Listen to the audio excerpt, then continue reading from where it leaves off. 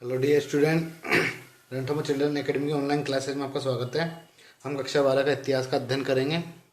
भारत का वैभवपूर्ण अतीत, उसी को आगे पढ़ेंगे।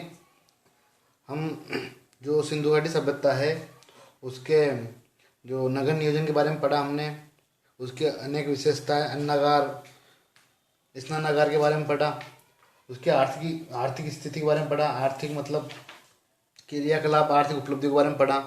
अब आगे पढ़ते हैं उन्नत कृषि कार्य। तो देखो, विशाल अन्नागार अच्छी मात्रा में अन्न उत्पादन का संकेत देता है। अपन ने पढ़ा कि भाई जो मोहनजोदड़ो है वहाँ से क्या है कि विशाल अन्नागार मिले, ठीक है ना भाई। वहाँ पे बहुत बड़े बड़े अन्न के भंडार मिले। छः छः जो ग्रुप में बने हुए थे, और रावी नदी किनारे वहाँ पे वो अन्नागार जो गेट था वो रावी नदी किनारे खुला था, अपने पढ़ा था। तो विशाल अन्नागार क्या संकेत देते हैं कि उस समय क्या था कि अन्न उत्पादन अच्छी मात्रा में होता था। अन्न का उत्पादन क्या होता था, अच्छी मात्रा में होता था। अब देखो, अन्न का उत्पादन हुआ तो मतलब क्या होगा, राज्य की आय बढ़ेगी, क्योंकि जहाँ की कृषि अच्छी होती है, कच्चा माल उत्पन्न होता है। भाई आज बड़ी बड़ी फैक्ट्रियाँ हैं, वो किससे चलती, कच्चे माल से। कपड़े का कारखाना, कपड़े की फैक्ट्री है, तो वो जब तक कपास नहीं होगा, जब तक आप कपड़ा नहीं बना सकते। रेशम, अपन जो खेती से रेशम उत्पन्न करते हैं, तो अगर खेती नहीं होगी तो रेशम का कपड़ा कहाँ से बनेगा। तो जितना भी मतलब जो फैक्ट्री में माल बनता है उसके लिए कच्चा माल कहाँ से मिलता है, कृषि से। और अगर कृषि अच्छी है तो मतलब वहाँ की स्थिति भी अच्छी है, वहाँ की आय वगैरह भी अच्छी, राज्य की आय भी अच्छी है, राजस्व बढ़िया मिलता है, तो मतलब उसका क्या होगा, उस राज्य का विकास होगा। तो जो कृषि है वो राज्य के विकास में बहुत सहायक होती है। मुख्य उत्पादन गेहूं, जौ, मोटे अनाजों में कौन कौन से थे, ज्वार, दाल, मटर, रागी और सांबा। ये मुख्य फसलें थी उस समय की। वे जो अनाज में गेहूं थे, जौ थे, और मोटे अनाजों में ज्वार, दाल, मटर, रागी, सांबा, ये कहते हैं मुख्य फसल थी वहाँ की। उत्पादन होता था, इन चीज़ों का क्या होता था, उत्पादन होता था। जुताई के लिए लकड़ी के हल का प्रयोग करते थे वो लोग। उस समय के लोग क्या कहते हैं, जुताई के लिए लकड़ी का हल का, क्योंकि खुदाई हुई तो खुदाई में हल हल मिला उनको, ठीक है। खुदाई हुई तो लकड़ी का हल मिला उनको, तो उससे क्या मतलब था भाई, वो जुताई करते थे। कालीबंगा से कालीबंगा से हमने पढ़ा था, कालीबंगा से जब प्रथम खेती के साक्ष्य मिले, जुते हुए खेत मिले, तो कालीबंगा से आड़ी तिरछी हल रेखाओं से जुता हुआ खेत मिला, जिससे क्या दोहरी फसल के संकेत मिलते हैं। दो तरीके से क्या थे कि खेतों को जोता गया था। इसका मतलब क्या था कि दो तरह की फसल उस खेत में एक साथ बोई जाती थी। फसल की कटाई तांबे के हंसिए व पत्थर के फलक से की जाती थी, ठीक। तो उन्नत कृषि कार्य भी उस समय था। आगे बढ़ते हैं व्यवसाय।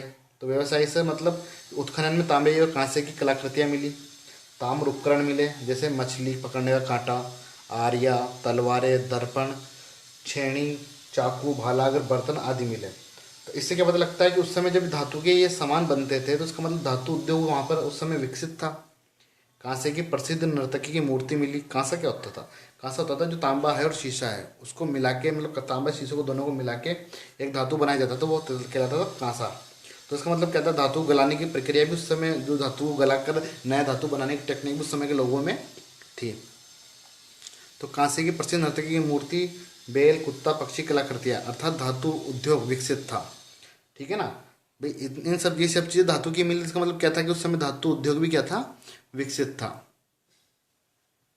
आगे मिट्टी के बर्तन बनाने की कला, मन के निर्माण उद्योग। मन के क्या होते हैं, मन के एक मोती की तरह होते हैं जिनकी माला बनाई जाती है।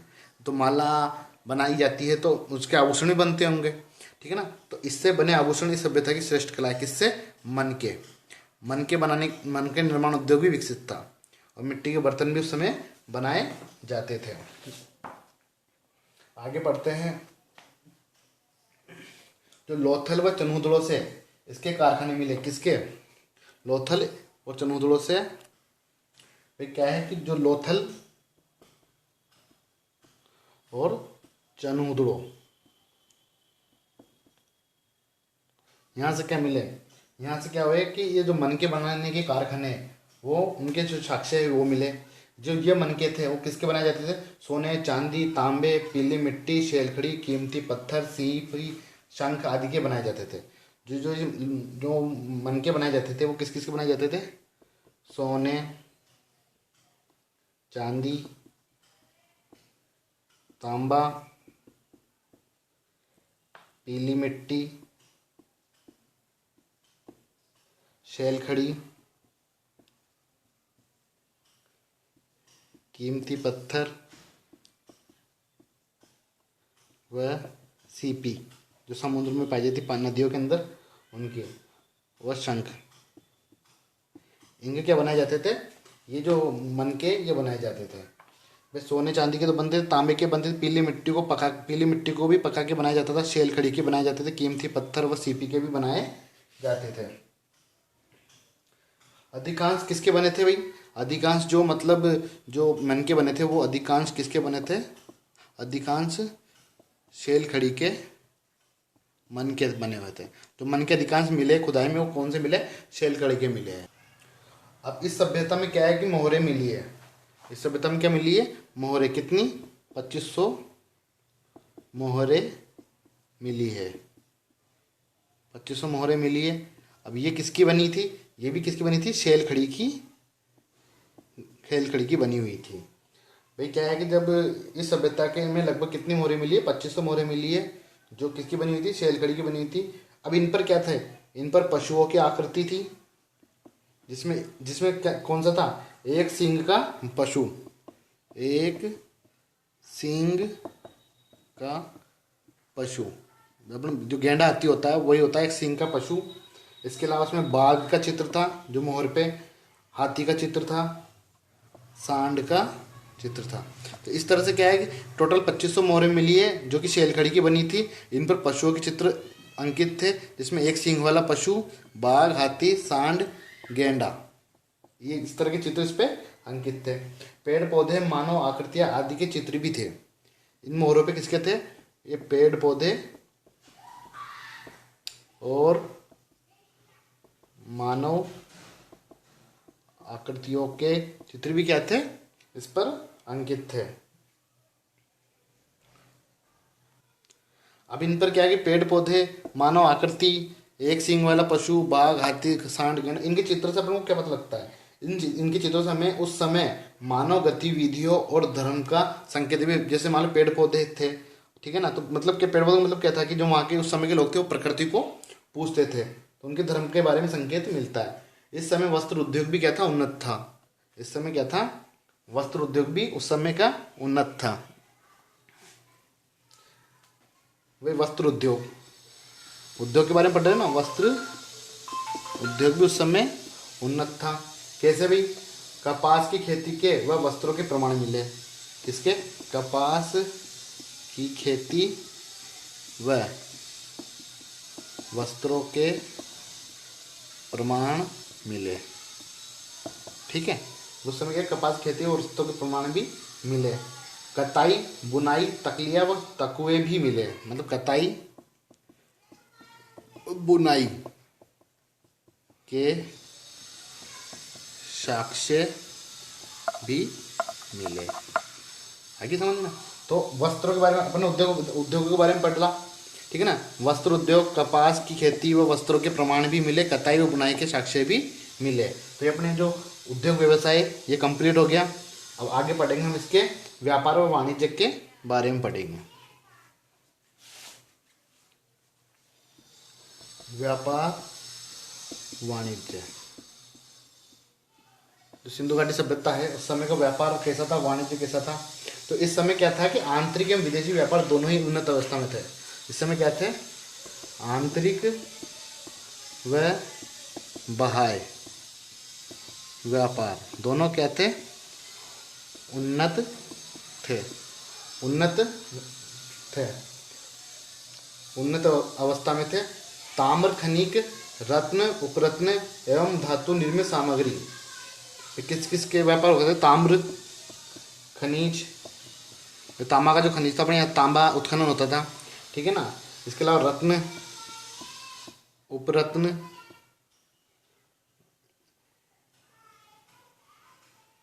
धातु निर्मित सामग्री,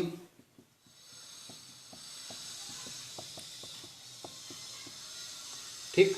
इसके अलावा पात्र, उपकरण, आभूषण, ये क्या थे कि आदि का क्या होता था? इन सब का क्या होता था? व्यापार होता था। तो देखो व्यापार वाणिज्य आंतरिक व व्यापार दोनों होते थे। उन्नत दोनों व्यापार कहते हैं उन्नत थे। आंतरिक मतलब देश के अंदर ही व्यापार होता था, और बाहर मतलब देश से बाहर भी व्यापार किया जाता था। व्यापार किसके साथ? रत्नों का, उपरत्न, धातु से निर्मित सामग्री, उपकरण, आभूषण, इनके क्या होते थे? एक दूसरे से आयात निर्यात होते थे। आगे पढ़ते देखो व्यापार में ही, इसी के अंदर पढ़ेंगे।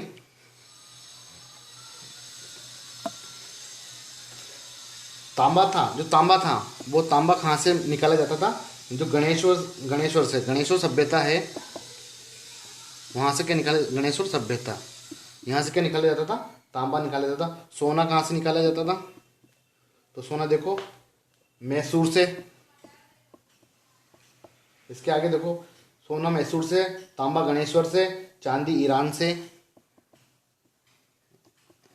से मंगवाई जाती है। अपने यहाँ पे जो चांदी है वो ईरान से मंगवाई जाती थी, वह अफगानिस्तान से।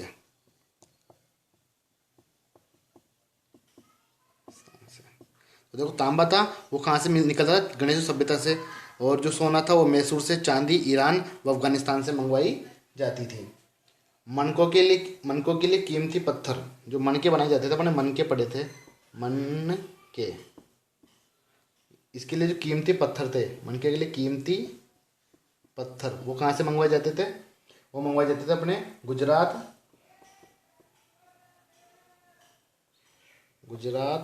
व महाराष्ट्र। मनके के लिए जो कीमती पत्थर है गुजरात व महाराष्ट्र से मंगाए जाते थे। अब आगे देखो अपन ने जो सिंधु घाटी सभ्यता, उसकी समकालीन सभ्यता कौन सी थी? मेसोपोटामिया की सभ्यता। तो मेसोपोटामिया से क्या थे? व्यापार के संबंध थे। जो सिंधु सभ्यता थी उसके, मैंने बोला था आपको, सिंधु घाटी सभ्यता और मेसोपोटामिया की सभ्यता दोनों क्या थी? एक दूसरे के समकालीन थी। सिंधु घाटी, सिंधु सरस्वती, ये मेसोपोटामिया, जो क्या थी? मिस्र। ये दोनों क्या थी? समकालीन सभ्यता थी। ठीक, तो इन दोनों के बीच में व्यापार के संबंध, इन दोनों के बीच में, अब देखो इन दोनों के बीच में किसके संबंध थे? व्यापार के संबंध स्थापित थे। अब देखो इसमें आगे पढ़ते हैं अपन कि इसकी जानकारी मेसोपोटामिया का से प्राप्त एक अभिलेख से होती है। मेसोपोटामिया है, यहाँ से एक अभिलेख प्राप्त हुआ, इससे इनकी अभिलेख प्राप्त हुआ। इस अभिलेख से क्या जानकारी मिलती है? इन दोनों के व्यापार के संबंध में जानकारी मिलती है।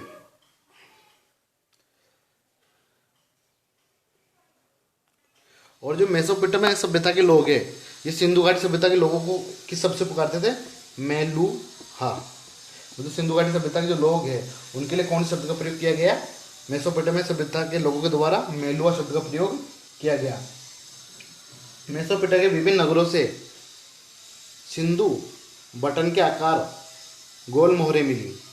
मेसोपोटामिया के कई नगरों से क्या मिली? सिंधु मतलब जो बटन के समान गोलाकार मोहरें मिली है। ठीक है ना? जैसे लोथल से एक बटन के आकार की मोहर मिली। लोथल से क्या मिली? एक बटन के आकार की गोल मोहर मिली। ठीक है। इसके अलावा जो मेसोपोटामिया के विभिन्न नगरे से सिंधु सरस्वती सभ्यता की लगभग कितनी मोहरें मिली? 24 मोहरें। मतलब जो मेसोपोटामिया है, जब इसकी खुदाई हुई तो इस समय जो 24 मोहरें ऐसी मिली जिसका कनेक्शन किससे था? डायरेक्ट सिंधु घाटी सभ्यता से था। अब ये मोहरें यहाँ पे कैसे गई होगी? सिंधु सरस्वती सभ्यता से ये मोहरें कहाँ कैसे गई? व्यापार होता था दोनों के बीच में। भाई कहाँ? तो ये नील नदी के किनारे, नील नदी मिस्र, ठीक है ना। और ये कहाँ पे? अपने सिंधु नदी किनारे पाकिस्तान, जो कि पहले भारत में था। तो इन दोनों के बीच में संबंध, व्यापारिक संबंध, इस यहाँ की मुद्रा मेसोपोटामिया कैसे गई? क्योंकि व्यापारिक संबंध दोनों के बीच में था। इसके अलावा ऐसी मोहरें जो बहरीन द्वीप, फारस की खाड़ी और मेसोपोटामिया के उपनगर से मिली है। भाई जो 24 मोहरें थी, ऐसी किसी मोहरें कहाँ से मिली है? ये मिली बहरीन से भी मिली है, फारस की खाड़ी से भी मिली है,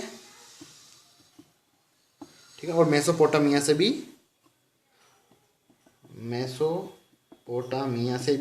मिली है। तो कहाँ से मिली इस तरह की मोहरें? जो 24 मोहरें जो मेसोपोटामिया मिली, इस तरह की कहाँ की और कहाँ मिली? बहरीन से मिली है और फारस की खाड़ी से मिली है। इसका मतलब क्या था कि जो सिंधु घाटी सभ्यता का व्यापार है वो मेसोपोटामिया से भी होता था, बहरीन से भी होता था और फारस की खाड़ी से भी होता था। आगे बात समझ में? अब जो मैंने आपको ये जितना समझाया है क्या क्या आर्थिक उपलब्धियां, उन्नत कृषि कार्य, उद्योग व्यवसाय और व्यापार वाणिज्य। तो मैंने आपको जब नोट्स भेजे थे पीडीएफ में, तो इसके जो लिखित नोट्स है इसके संबंध में जो पूरा जितनी भी जानकारी है वो सब आपको कहाँ से मिलेगी, उस नोट्स में जाके आप सर्च करना, उस नोट्स में आपको सारी चीज़ें मिल जाएगी। तो देखो, एक चीज़ और पढ़ते हैं इसके बारे में, जो व्यापार के लिए वस्तुओं के विनिमय एवं मापतोल की एक निश्चित व्यवस्था थी। मतलब उसमें जो व्यापार होता था वो कैसे होता था, वस्तु विनिमय होता था, मतलब वस्तुओं के बदले वस्तुओं को देना। तो इस तरह से क्या था कि व्यापार विनिमय जो होता था वो कौन सा होता था, वस्तु विनिमय होता था। पर प्राप्त अवशेषों के आधार पर बाट के आकार के होते थे। मतलब क्या था कि जो माप तोल के लिए वो किसके उपकरण, वो पत्थर के उपकरण काम में लेते थे। ठीक है, तो इस तरह से क्या है कि हमने इसके व्यापार के बारे में पढ़ा।